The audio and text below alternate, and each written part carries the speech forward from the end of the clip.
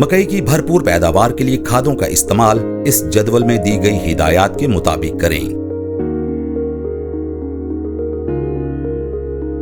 सोना डीएपी या सोना बोरान डीएपी की कुल मिकदार और सोना एसओपी या एमओपी की आधी मिकदार जमीन की तैयारी के वक्त इस्तेमाल करें।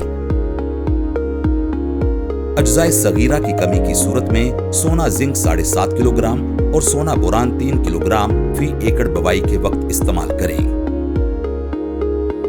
सोना यूरिया या सोना यूरिया नीम कोटेड या सोना यूरिया जिंक कोटेड 3 बराबर एक साथ में फसल के 5 से 6 पत्ते निकलने पर, 8 से 10 पत्ते निकलने पर और फूल आने से पहले इस्तेमाल करें।